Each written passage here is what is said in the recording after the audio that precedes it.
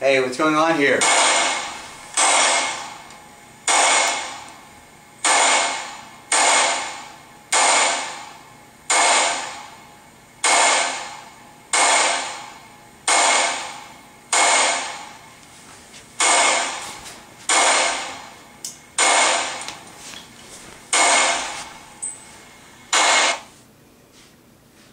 You cats been watching my gun vids again?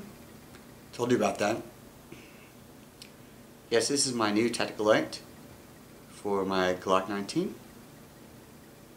It's a Streamlight TLR-3.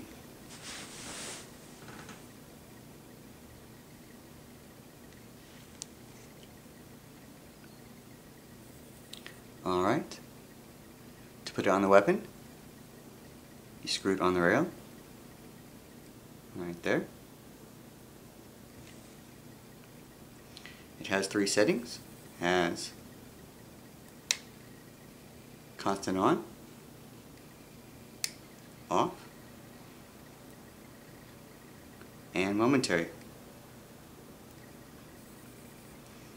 Alright, it's my new tactical light for my Glock 19. Alright, thanks.